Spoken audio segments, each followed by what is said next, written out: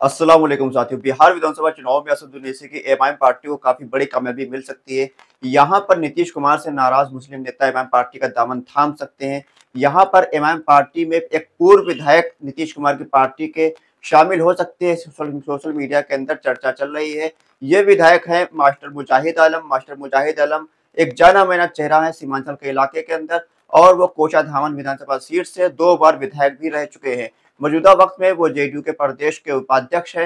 वक्फ संशोधन बिल का समर्थन करने के खिलाफ नीतीश कुमार और जेडीयू से नाराज मुस्लिम नेता लगातार उनकी पार्टी को छोड़ रहे हैं। और यहाँ पर मास्टर मुजाहिद आलम के ताल्लुक से खबर यही चल रही है कि मास्टर मुजाहिद आलम भी जल्द ही जेडीयू को छोड़ सकते हैं। और यहाँ पर उनको सबसे ज्यादा मशवरा जो लोग दे रहे हैं वो एआईएमआईएम पार्टी में शामिल होने के लिए दे रहे हैं।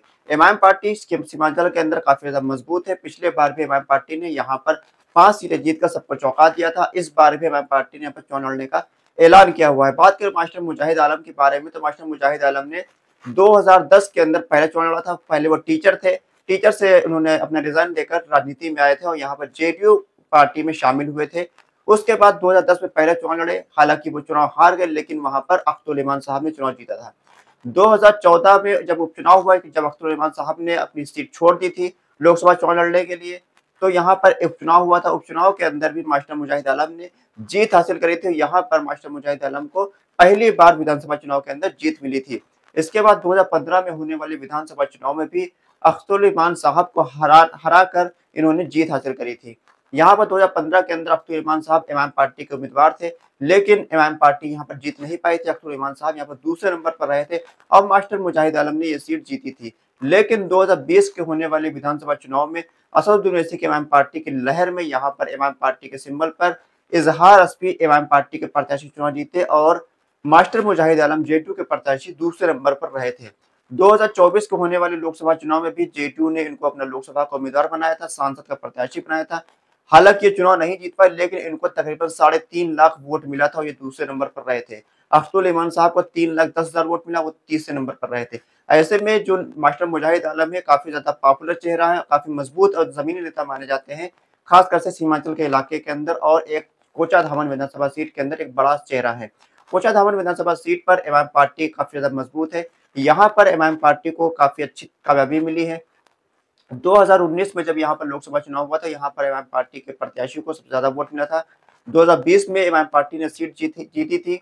2024 के लोकसभा चुनाव में भी अख्तुल इमान साहब को इस सीट पर सबसे ज्यादा वोट मिला है। तो ऐसे में कोचाधामन तो एमआईएम पार्टी का एक मजबूत गढ़ है, मजबूत किला माना जाता है। लेकिन यहाँ पर मास्टर मुजाहिद आलम एक बड़ा फैक्टर है। यहाँ पर अगर मास्टर मुजाहिद आलम एमआईएम पार्टी में शामिल हो जाते हैं तो कोचाधामन विधानसभा सीट पर एमआईएम पार्टी को कोई हरा नहीं पाएगा, ऐसा दावा किया जा रहा है। लेकिन यहाँ पर राजनीति में कुछ भी संभव है।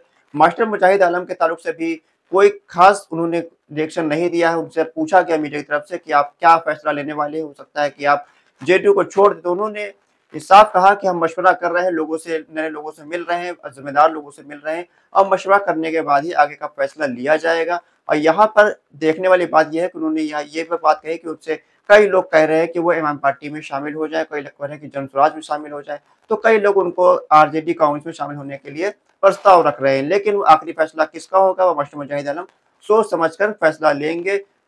खबर यह आ रही है कि 8 तारीख को मास्टर मुजाहिद आलम जेडीयू पार्टी को छोड़ सकते हैं। उनके साथ साथ कई जेडीयू के नेता भी जेडीयू को छोड़ सकते हैं। यहाँ पर वक्फ बिल का समर्थन करना नीतीश कुमार को भारी पड़ गया है। यहाँ पर उनके कई कद्दावर मुस्लिम नेता उनकी पार्टी को छोड़कर जा रहे हैं, उनकी पार्टी को अलविदा कह रहे हैं। यहाँ पर एमआईएम पार्टी के पास एक बड़ी अच्छी खासी सिचुएशन बन गई है कि एमआईएम पार्टी में ऐसे नेताओं को शामिल किया जाए कि जो जेडीयू से नाराज हो गए संशोधन बिल का समर्थन करने की वजह से।